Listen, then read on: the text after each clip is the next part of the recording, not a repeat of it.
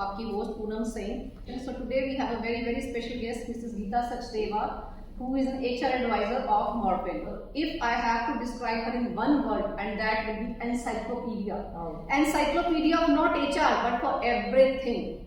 So thank you so much, Sushil sir, for giving me this opportunity, and thank you so much, ma'am, for joining us. Thank you so much, Poonam, for being my host and for all your kind words.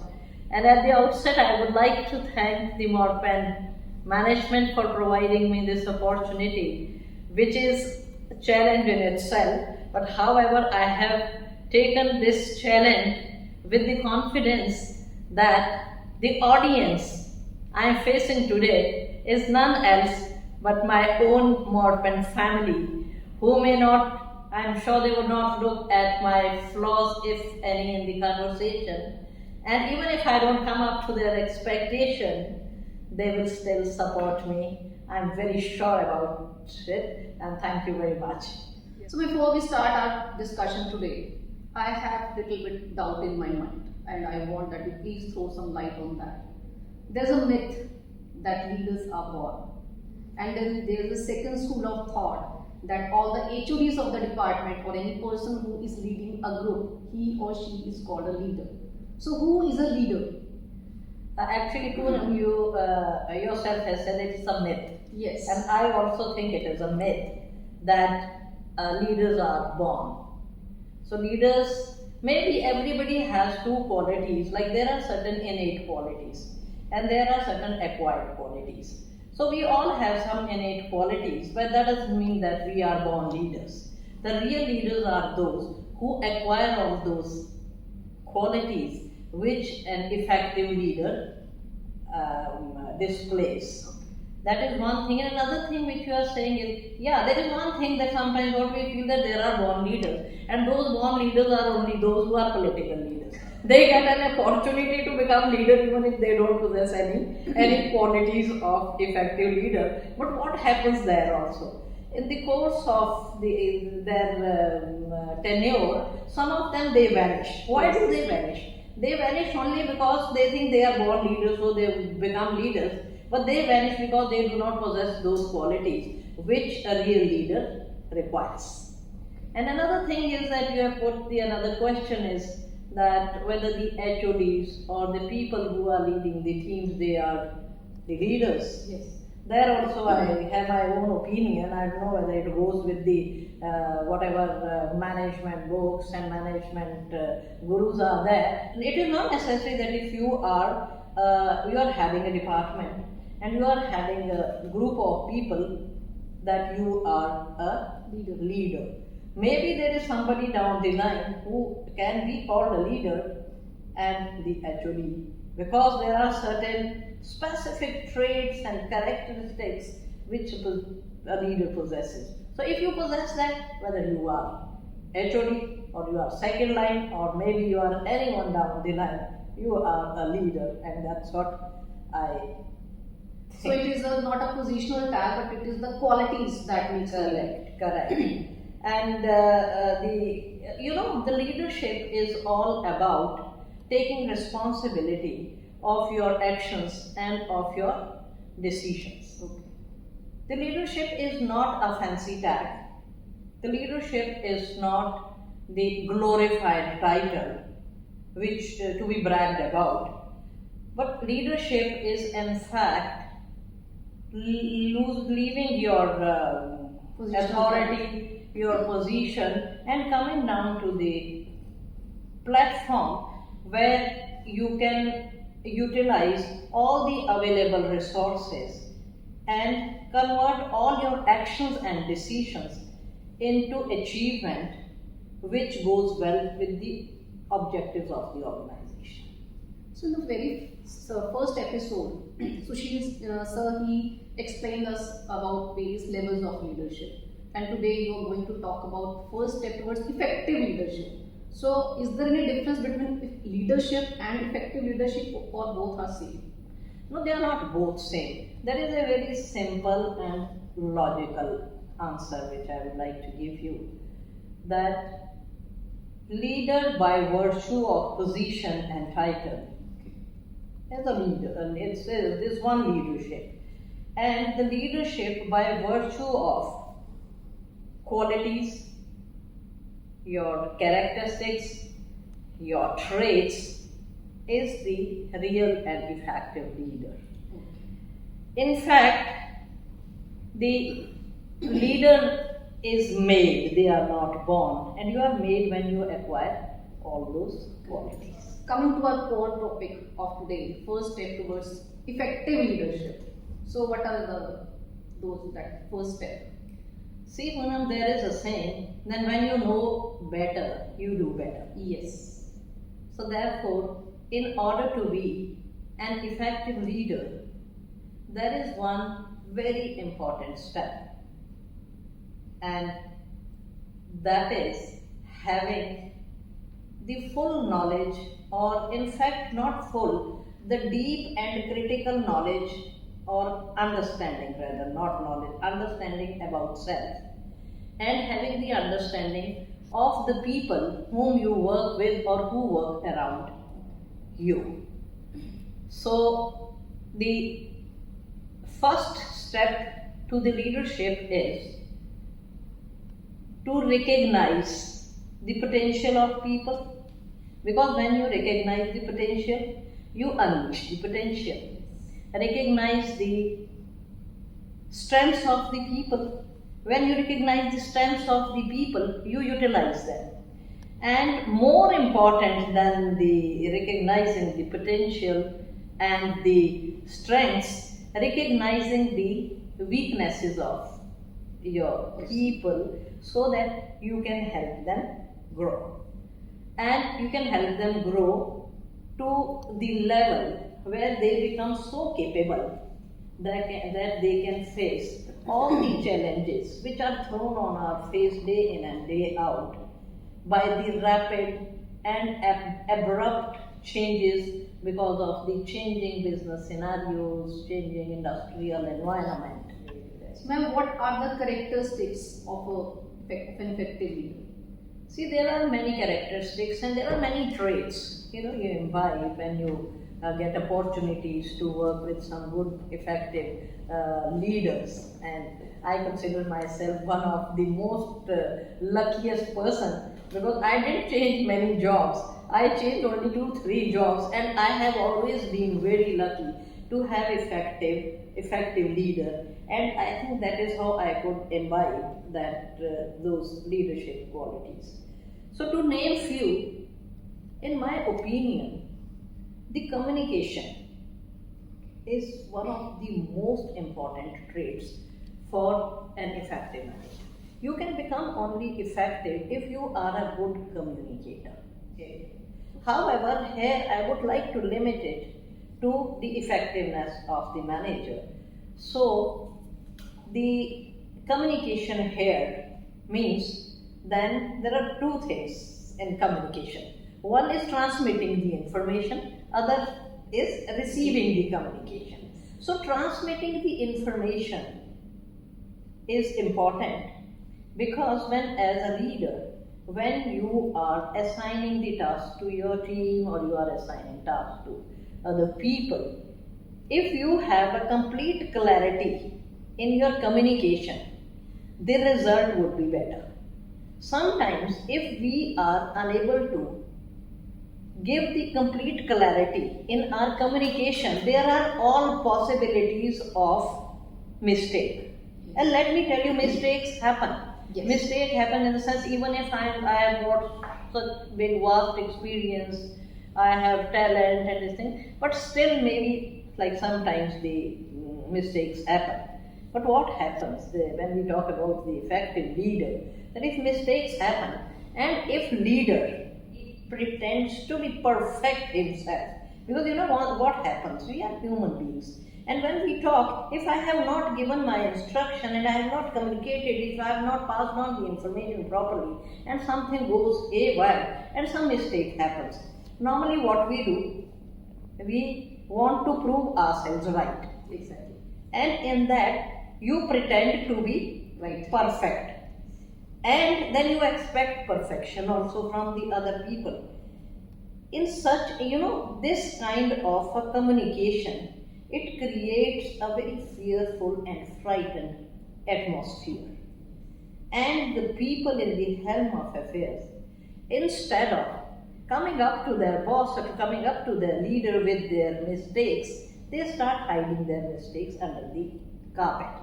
And then all those small mistakes, if created, they become blunders.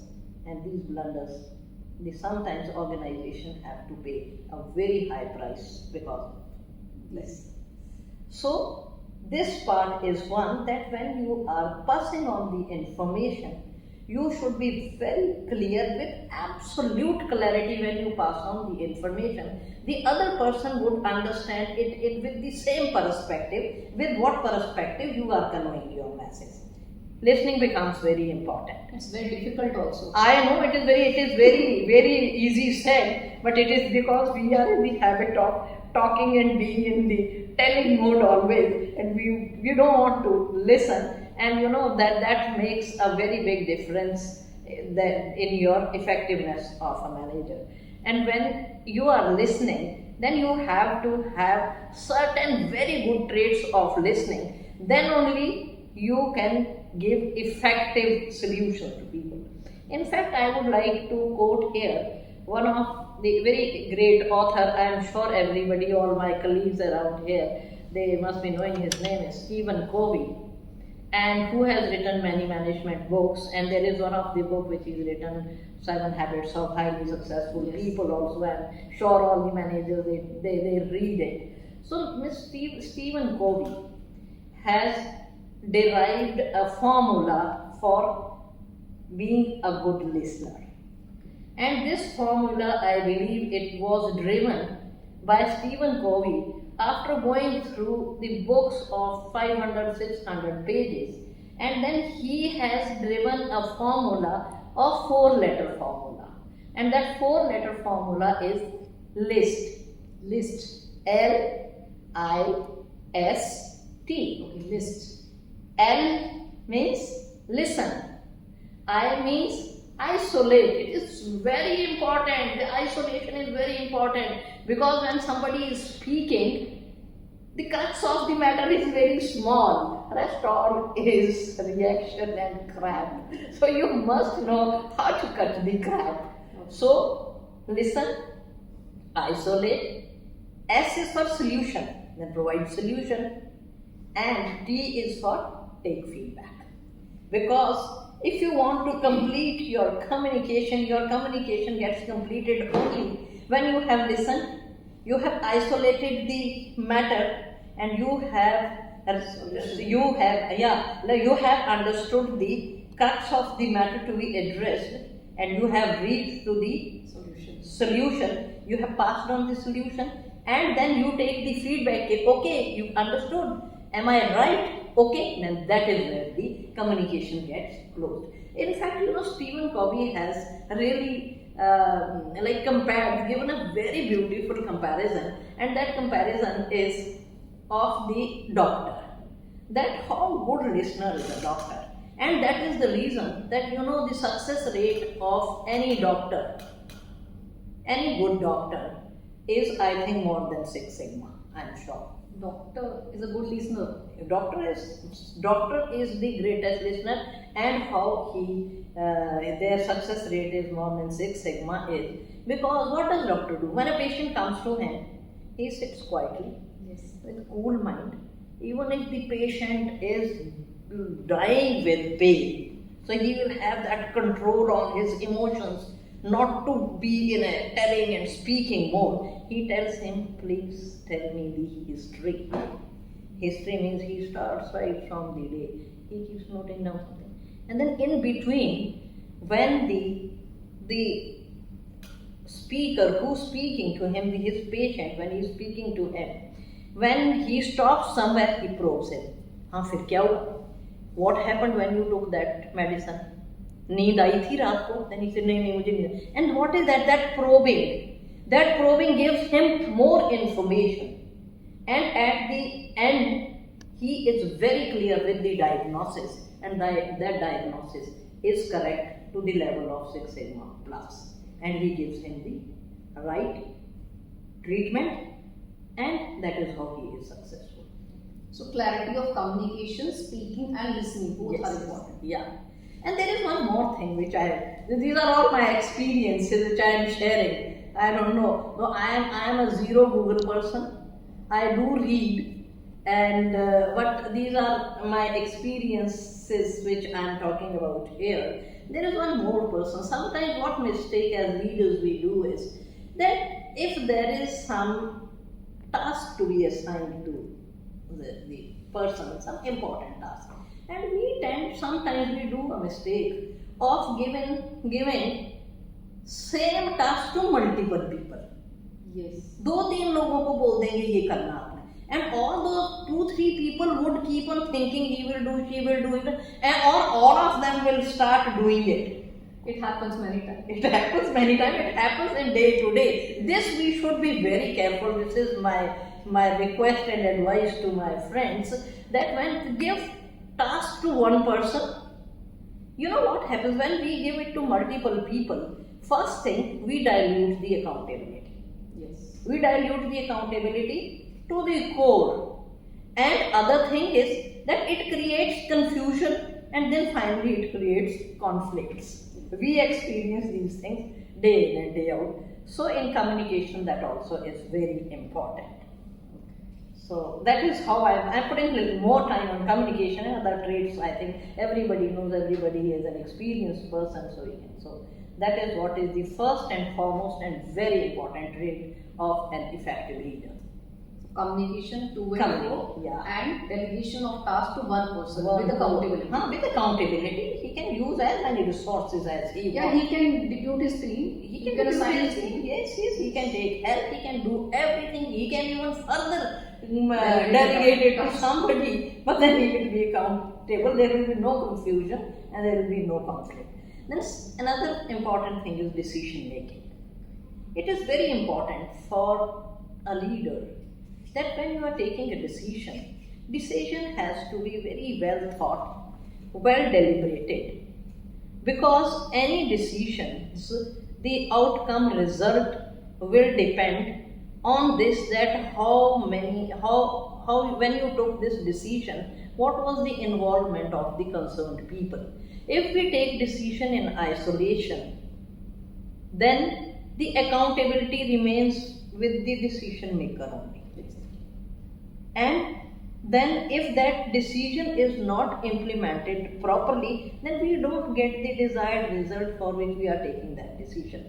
And when we take any decision, and we have to get into the habit of first defining the objective for taking that decision and involving the people. Brainstorming is a very good tool which has been, I think the Japanese has been circulating it all over the world, that even for a small decision also, if you get together, whether it is within the department, it is inter-department. So you get the people together, let them brainstorm.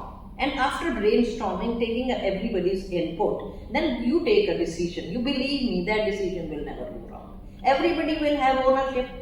Owners will also be on. We have experienced many times in HR, we make policies. Yes. When we make policies, if we make policies by involving all the stakeholders, implementing that policy becomes very easy for us. And if sometimes we miss on that, we've experienced it so many times, it becomes very difficult to even sell a very well-defined and very good policy, even if it is. So this is also involving everybody, gives the bonus to everybody also. Yes. What is the next one? Next is confidence. Yes, confidence And is very important. You know what the confidence means, that you have to be perceived as an effective leader. When you display on the floor the confidence, then everybody, the masses, accepts you as an effective leader. So confidence is very important. How to build that confidence, that is very important. So if you have knowledge, if you acquire knowledge, and you can answer the question and you can answer the queries of coming from any corner, and then that will give you confidence. When you have confidence, the confidence generates a capability and a skill in you which is called conviction. Conviction for an effective leader is very important. Conviction means that whenever you are doing something, whenever you are taking any step, what it is going to result into finally, what impact the particular step or particular action of yours is going to have in future, that you can really foresee that. And if you can foresee that, you can plan for that. So if you have knowledge, knowledge gives you confidence, confidence gives you a skill of conviction, and when you have all these three things, you are very enthusiastic. And enthusiasm is contagious, and it is required to create the vibrant organization. Enthusiasm also is very important. So ma'am, confidence, knowledge, conviction and enthusiasm, they all are interconnected, they are all correlated. Yes. So if some one of the elements of these three traits are missing in somebody, so he can or she cannot be a good leader? No, it is not that, Poonam. If you see that if you have knowledge, knowledge automatically derives the confidence. When you have knowledge and confidence, then you have conviction. Our mind is like that. When you have all these things, they support each other, and then you have confidence. In fact, in some training program somewhere I attended long time back, so it was mentioned that the blood group of a confident, effective leader is KCCE+. It is knowledge, confidence, conviction, enthusiasm, and plus many more things. So this is how the confidence is very important. Then comes a very important thing, that is emotional intelligence. Effective leader must have the emotional intelligence, because leaders have to take decisions day in and day out. So they must have the capability of using head and heart. And the emotional intelligence, why it is needed? Because we mostly deal with people. Yes. They are sensitive. संवेदनशीलता है उनमें. आप उनसे जब बात करते हो, कई बार आपकी छोटी सी बात भी उनके दिल को लग जाती है.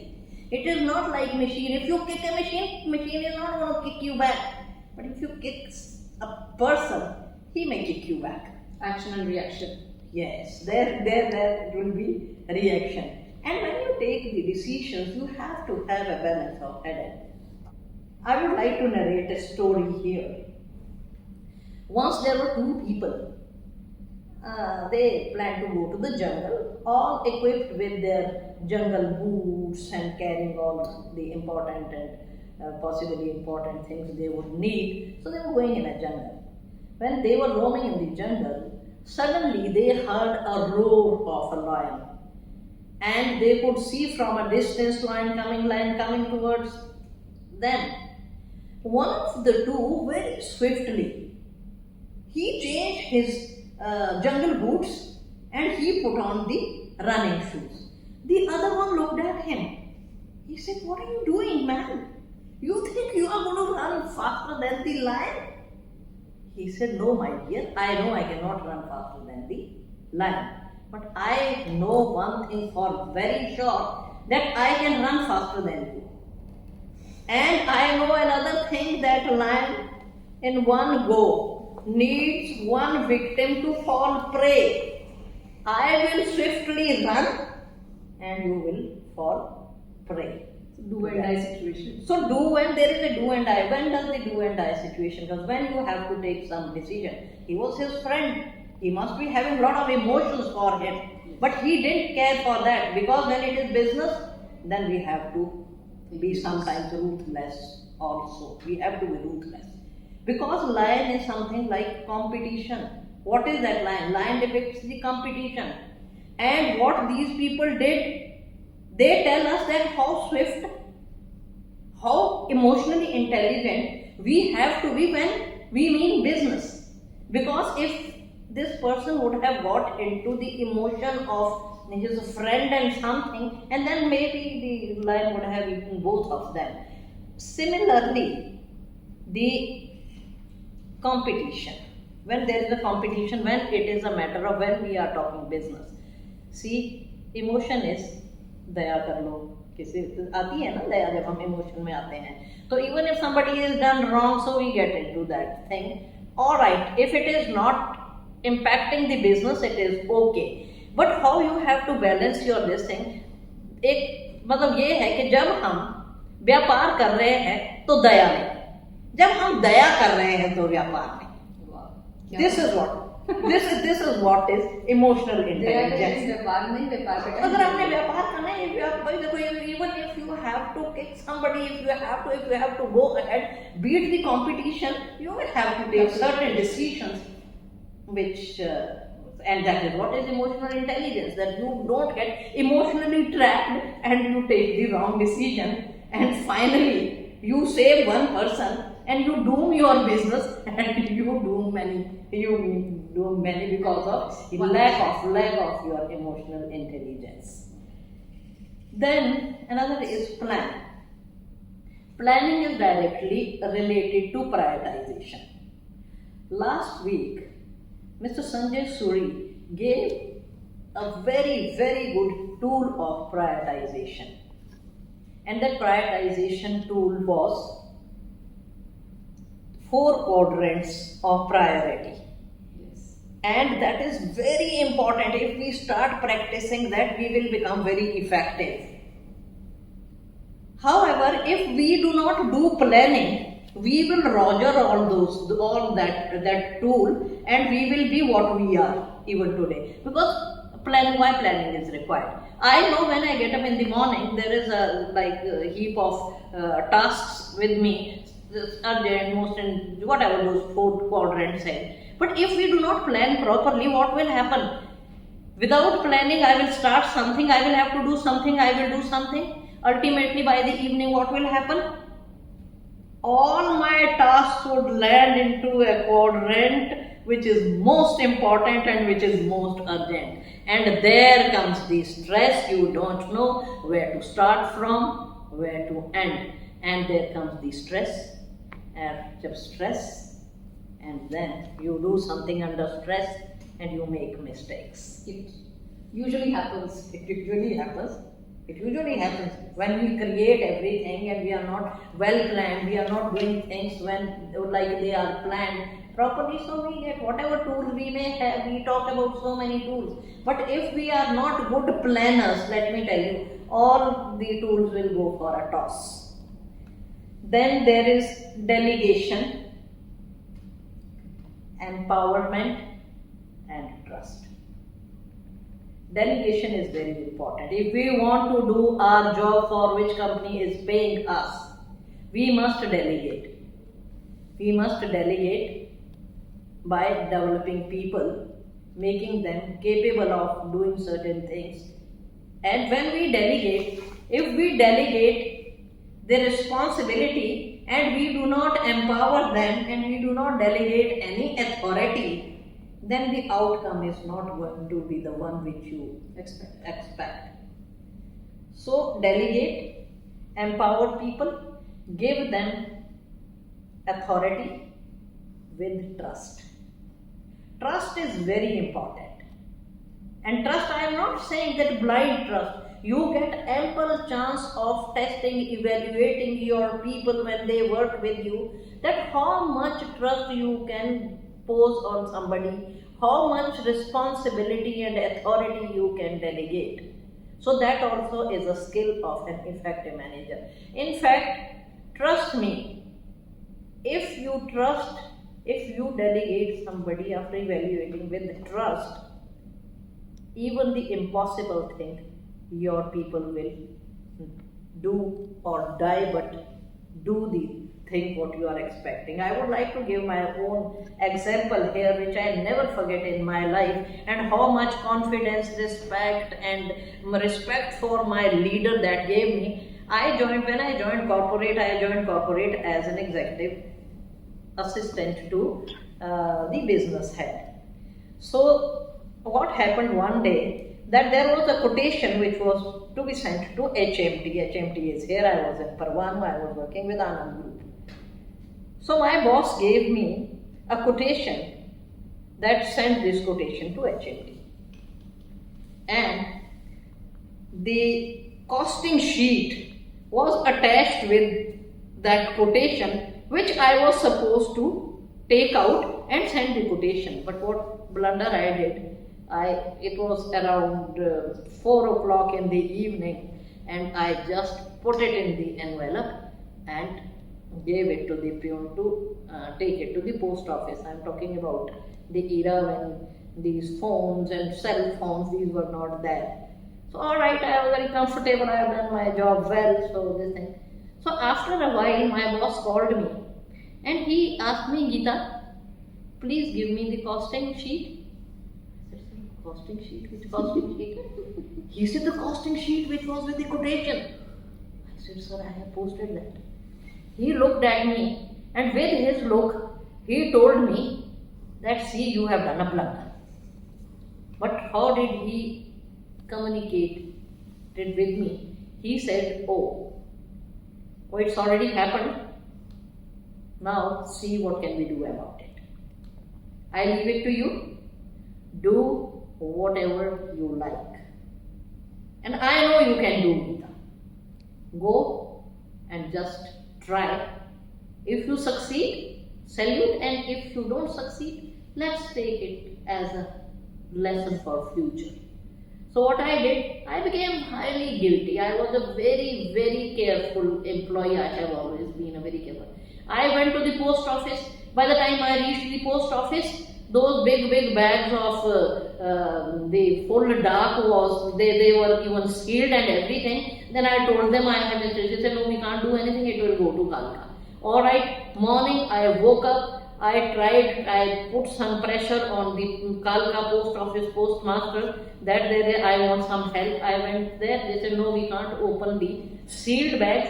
They will only be opened in the dispatch or some section of HMT.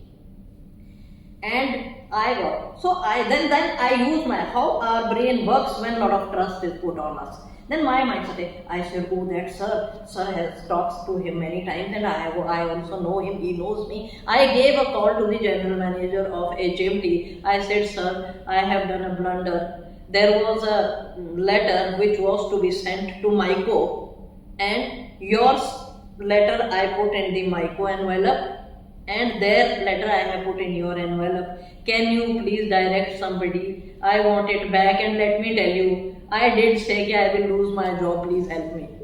So he also, alright, there was a little mercy. So I went there, I got that letter back. How did it happen? Was I a stalwart? No, I wasn't a stalwart. It was that trust and it was that look of my boss who said, see, you done a blunder. And that giving me that trust, that letter came back. And let me tell you that word, he said, I know, Geeta, you can do it. So that is what happened. Wow. So that is the kind of delegation and that is the kind of trust we have to do with our people who are. But then we have to be capable enough to assess all these things in our people. If you do wrong trust somewhere, you may be in a big trouble. Yes. So with all these qualities, whom do you think is an effective leader? Oh, it's a very interesting question that who is an effective leader? I would like to give you a very interesting answer for this, and that is that effective leader is the one who doesn't do much and he doesn't do anything. Who doesn't do anything? Then why is he in the system? He is in the system. I am not saying that he doesn't do anything, as he doesn't do much of routine jobs. Okay. You know, routine jobs are just for sustaining whatever is already created by us. Leaders are required to take it further. So the effective leader does not do the routine jobs. He does not waste his time doing those routine jobs which will just sustain whatever we have today. He is expected to explore further avenues, but he can do it only when he has developed a strong second line. Yes. That is again another very important trait or very important characteristics of an effective leader, that he creates a strong second line. He infuses, he instills all those qualities in him, whatever he has, so that he can leave all his routine jobs to him with a positive feedback system. You can't leave blindly कि मैंने तैयार कर दिया है, now he will do everything. If he goes wrong, then you are, let me tell you, you can delegate your responsibility. Accountability is going to remain with you only. So you develop a second line, a perfect second line. In fact, then take a seat back. Give him full delegation, empower him with a positive feedback system. I think Positive feedback system is that the person should get back to you, this has happened, this is what happened, this is where I been. And an effective leader, you said who should be? An effective leader is the one who spends most of his time in creative thinking.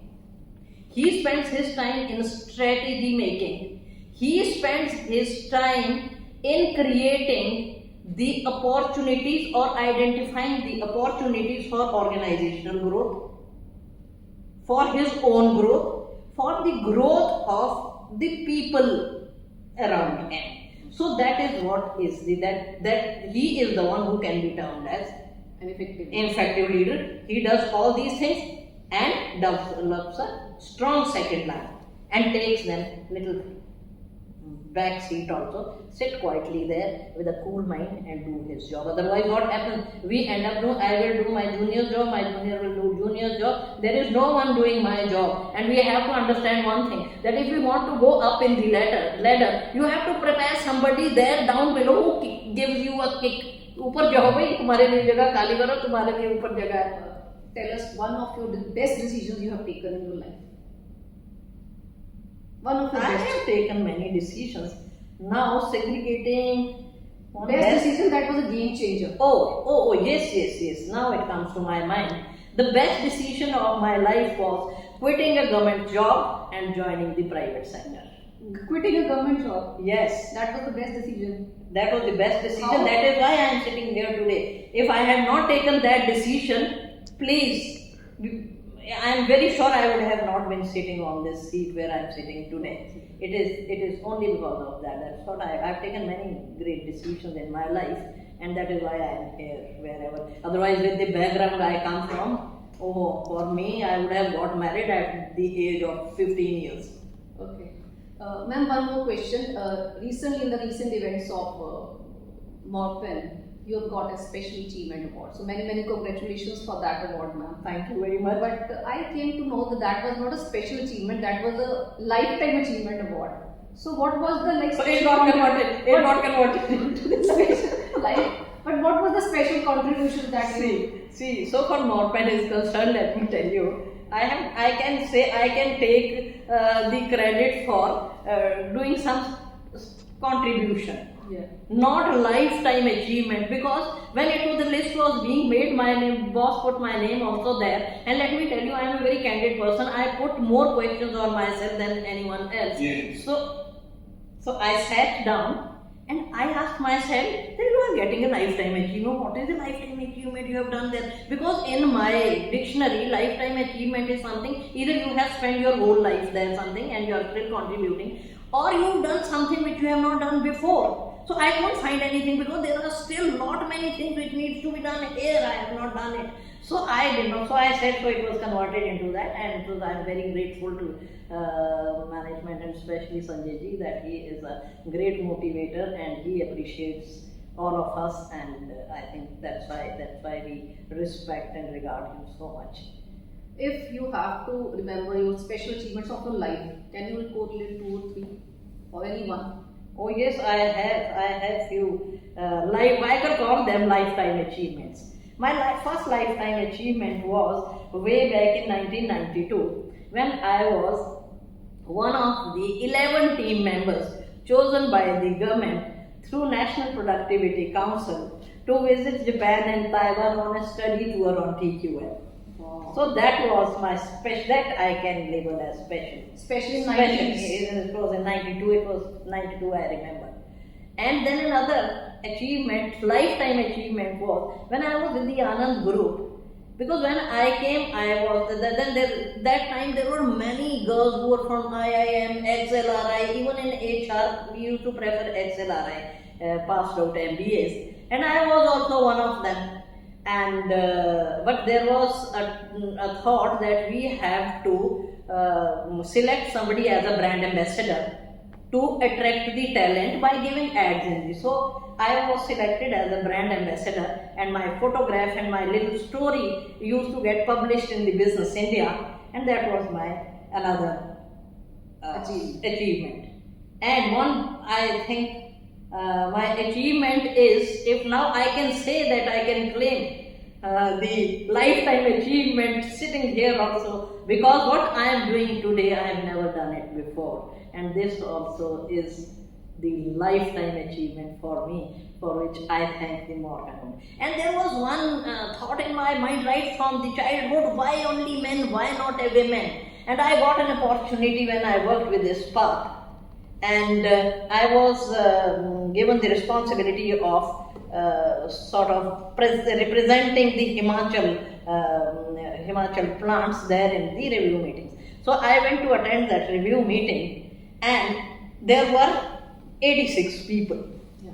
85 were men, and there was only one woman, and that was Geeta Sachdeva. So that is a lifetime achievement for me. Today it's a special achievement for me also that I am sitting over here and hosting a chat with you. So it's my special achievement also today. So ma'am, your final words for the plant people and for the field people, how to become an effective leader? See, I would like to, I think we are going in this thing. So I would like to give two questions to all my friends here, that let us ask two questions day in and day out from each other within the department, intra-department, wherever, even from your customer and even from your supplier. And one is that, what do you expect from me that helps you become effective? One question is this. Another question is, what do I do which hinders your performance or your effectiveness?